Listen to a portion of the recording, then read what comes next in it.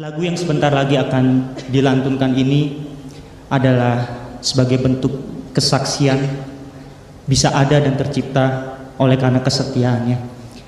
Kesetiaannya yang tidak akan pernah berubah, baik dulu, sekarang maupun selama-lamanya. Biarlah lagu ini menjadi ingat-ingatan bahwa Yesus adalah sahabat. Sahabat yang sejati, sahabat yang tidak akan pernah terganti.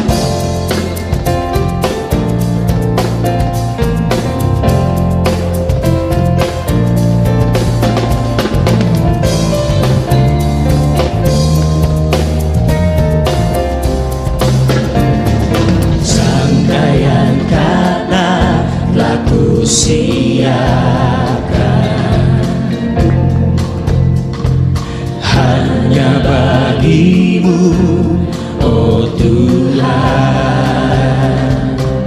Hati yang haus dan jiwa yang Hati yang haus dan jiwa yang lapar selalu menantikanmu di dalam hidupku. ku teringatkan kebaikan. Ku teringatkan kebaikan-Mu di sepanjang langkah jalanku. Seumur hidup ku kan berdiam dalam rumah-Mu sepanjang masa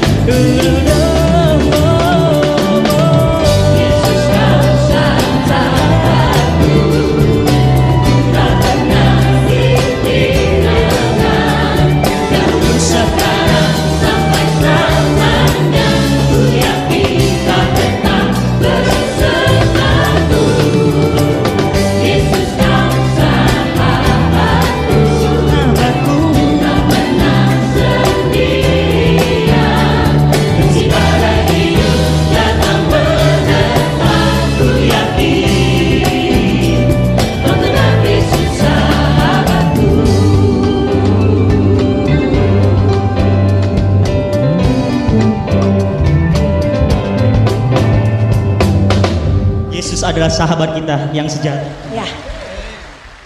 Keren, keren. Ini lagu tadi kalau nggak salah waktu SMP atau SMA ya? SMA ya. Waktu SMA ya. Jadi yang ciptakan lagu ini seorang anak SMA waktu itu ya.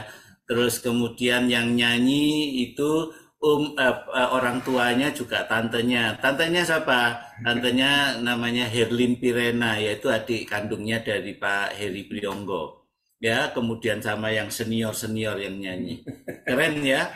Jadi bukan yang tua yang ngarang, yang muda yang ikut nyanyi, enggak. Ini yang muda yang nyanyi, yang ngarang, orang yang tua ikut nyanyi.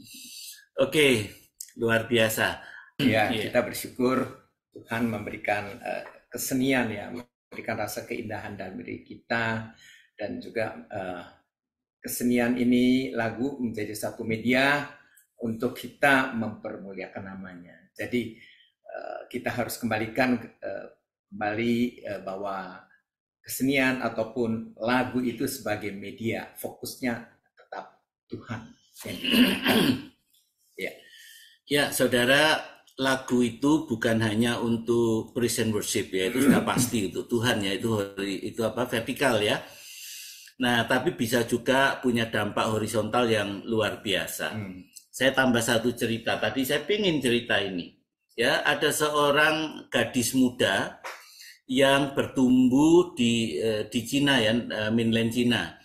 Dan orang tuanya Kristen, dia sendiri pernah masa mudanya disekolahkan di sekolah Kristen, tapi akhirnya dia jadi anggota Partai Komunis dan untuk satu waktu dia memang lupa sama Tuhan. Tapi satu kali orang tuanya dokter terkenal ditangkap, masuk penjara, dianiaya, dan dia tetap pertahankan imannya sampai meninggal. Ya, nah saudara, gadis ini akhirnya jadi dewasa dan akhirnya menikah dengan seorang yang dari Hong Kong. Ya, nah, karena dari Hong Kong dicurigai kalau dia mata-mata, akhirnya ditangkap dan gadis ini mengalami siksaan yang aniaya yang berat juga dari zaman komunis waktu itu ya. Dan gadis ini kemudian mengalami kehamilan beberapa kali pada masa di penjara, dianiaya. Itu saya lihat filmnya juga tertawa. Masa orang dianiaya, dimasukin penjara, dianiaya kok hamil. Dalam filmnya itu digambarkan 3 kali. Dengan suaminya, jadi bukan dengan orang lain. Gitu. Nah, pada waktu dia kehamilan yang ketiga, Tuhan itu berkata kepada dia, ya, bahwa dia akan melahirkan anaknya itu di negara Tuhan pegang janji. Lalu sampailah bulan yang ke-9, dia masih di penjara. Ya, dan masa kelahiran kan harusnya 9 bulan 10 hari ya, tapi dia masih di dalam penjara. Orang-orang yang dengar cerita dia bahwa Tuhan akan membawa dia melahirkan di negara bebas mulai bertanya, di mana janji Tuhan? Ya, yang lain mulai berkata nggak mungkin dia bebas ke negara luar. Kenapa? Karena usia kehamilannya sudah 9 bulan gitu. Dan apa yang terjadi? Ya, janji Tuhan gimana? Janji Tuhan tetap tergenapi. Ya, akhirnya dia bebas dan dia pergi ke negara luar dari mainland Cina dan dia melahirkan anak di sana. Tapi pada usia kehamilan yang ke-12, bulan 12. Jadi kadang manusia nggak mungkin, tapi percaya pada janji Tuhan meskipun kelihatannya impossible. Akhirnya dia melahirkan anaknya pada usia kehamilan 12 bulan di negara bebas, dan kemudian dia janji menjadi hamba Tuhan. Dan waktu dia keluar dari Cina, dia katakan satu perkara begini, ya, ketika petugasnya berkata, sana kamu, keluar sana, pergi sana, nikmati kebebasanmu. Dia bilang, aku ini orang Cina, aku akan kembali karena Cina itu tanah airku, dan aku tetap akan membawa terang Injil kepada bangsa Cina. Ya, lalu kemudian dia akhirnya betul kembali ke negara Cina, mendirikan stasiun pemancar televisi, tapi dari negara Hong Kong, tapi arahnya ke mainland China. Ya, itu luar biasa, dan dia jadi penginjil besar di Amerika, bekerja sama dengan Paul Crouch dari TBN. Ya, jadi tiba-tiba kok sekejap saya kok jadi lupa namanya. Tolong yang di Surabaya filmnya itu Noralam, namanya Noralam. Saudara, saya kalau kadang keluar gini, saya perlu hard disk saya ada di Surabaya, itu staf-staf saya. Noralam, ya. Noralam kembali sebagai penginjil televisi, bekerja sama dengan TBN, ya. Dan yang saya ceritakan ini ada di dalam film yang berjudul China Cry. Nah, kenapa saya cerita? Apa hubungannya dengan yang kita bicarakan saat ini? Ya, yang hubungannya itu begini. Ketika dia masih gadis muda dan dia bertumbuh dalam suasana sebelum komunis berkuasa, orang tuanya menyekolahkan dia di sebuah sekolah Katolik, ya mungkin masih SD kira-kira.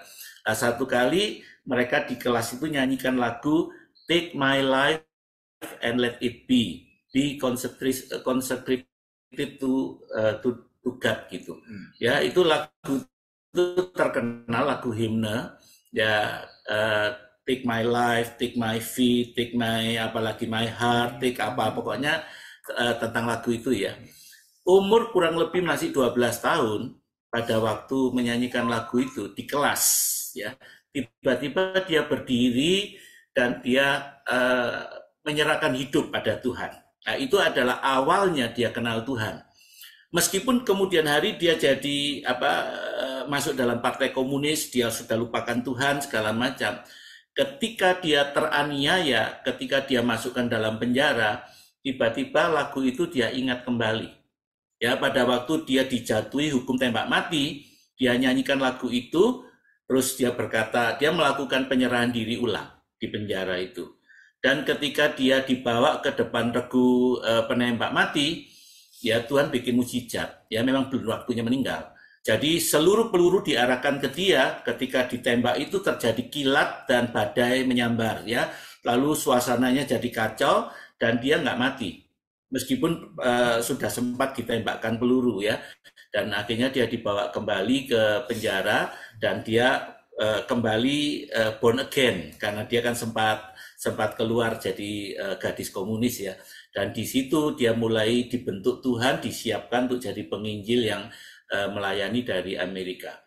Jadi peranan lagu itu luar biasa, bukan cuma untuk praise and worship, ya, tapi juga dedikasi orang pada Tuhan tuh bisa lahir lewat lagu-lagu rohani. Itu luar biasa, Pak. Ya. Kita masuk ke lagu terakhir. Ini hanya sebagai penutup saja. Sebagai penutup, ya. Tapi sebelumnya kita akan dengar kisah lukisan. Oh, lukisan. Lukisan yang di belakang ini, yang jadi background kita. Ya, ini sebenarnya karya Tuhan melalui saya yang tangannya ini sampai masih gemetar ini, ya.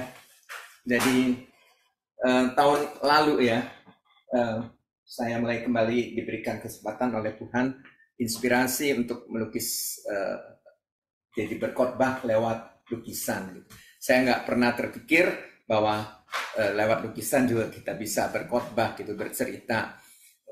Jadi awalnya saya itu hanya ingin memberikan apa yang masih ada pada saya, tangan saya persembahkan gitu ya, tidak boleh dikubur, tapi saya persembahkan untuk Tuhan. Dan mulai dengan walaupun tangan masih tremor, saya melukis gembala yang baik ini. Tapi dengan satu pemahaman yang agak berbeda, dengan nuansa yang berbeda, yaitu gembala ini tercabik dan ada luka-luka darah karena gembala ini menyelamatkan domba yang nakal yang terhilang dari terkaman serigala. Jadi ini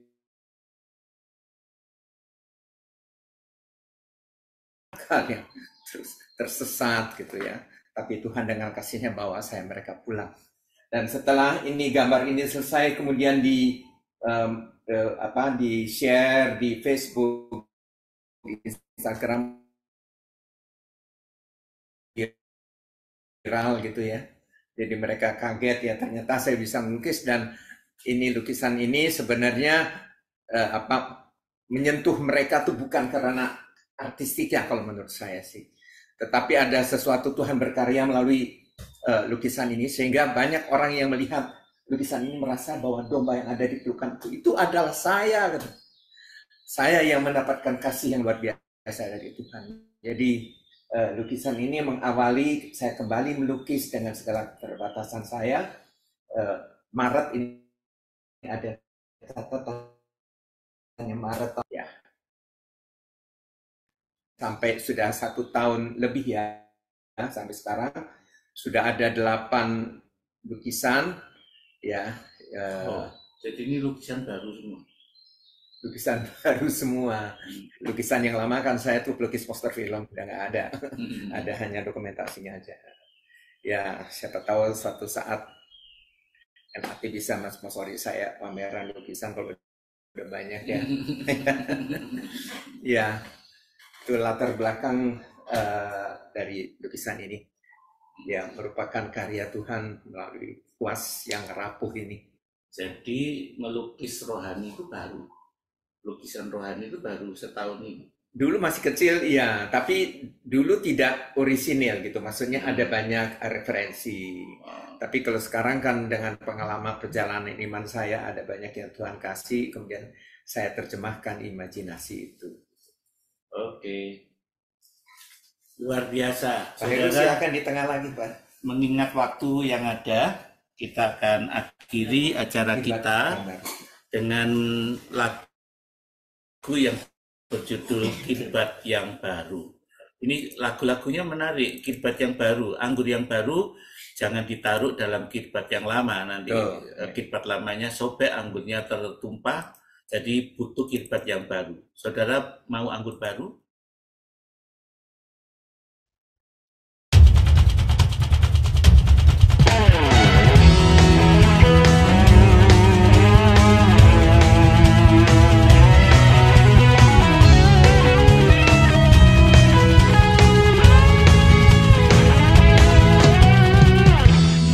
Dunia yang semakin kelam,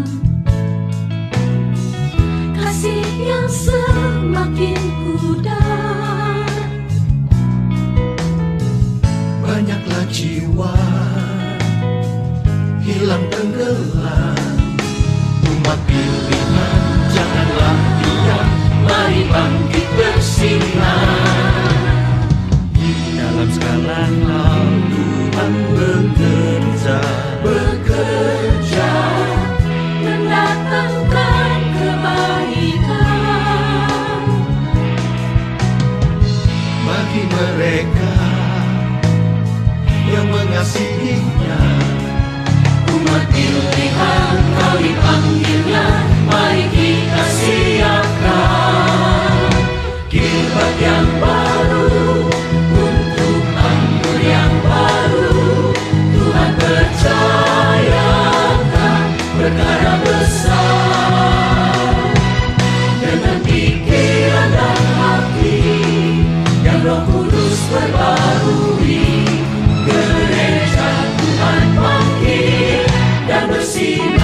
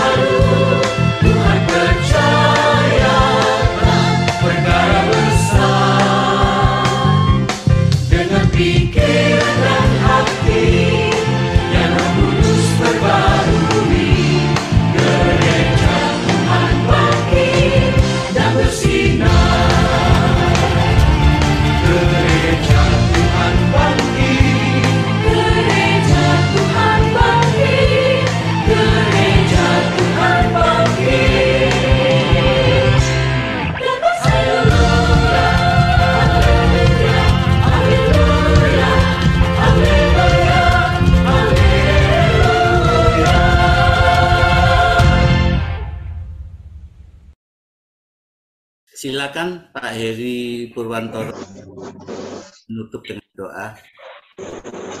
Mari kita berdoa. Bapak kami bersyukur untuk anugerah Tuhan, hamba-Mu dari Pringgo dalam Berlin. Tuhan memberkati seluruh panjang hidupnya, memakai hamba kami bersyukur. Kami semua diberkati lewat kesaksian, bahkan Mama Kardi bersama Yepo Group.